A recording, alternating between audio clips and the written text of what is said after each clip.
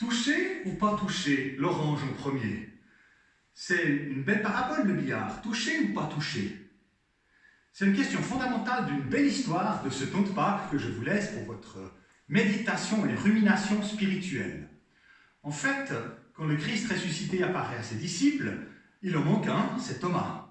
Et en fin de journée, le dimanche de Pâques, quand Thomas entend ses amis dire « on a vu le Christ vivant », lui il dit « si moi je ne touche pas le corps de Jésus, si je ne mets pas ma main dans ses marques, dans ses plaies, je ne croirai pas ».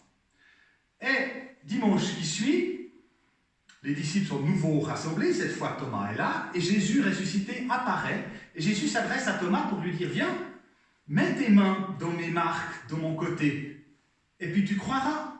Et tout de suite, le texte il nous dit que Thomas confesse sa foi, mon Seigneur et mon Dieu. Autrement dit, le texte, il ne répond pas à la question, est-ce que Thomas a touché ou pas touché? Touché ou pas touché? C'est aussi comme au stand de tir, quand il y a le médecin de brigade qui est là, touché ou pas touché? On ne sait pas trop. Parce que l'essentiel dans cette histoire, et c'est ça que je nous laisse, l'essentiel dans cette histoire, c'est pas d'avoir la preuve. C'est pas d'avoir la preuve par le toucher. L'essentiel, c'est que Thomas puisse être intégré au reste de la communauté. Ce qui est essentiel, c'est que Thomas puisse rejoindre le reste de son équipe.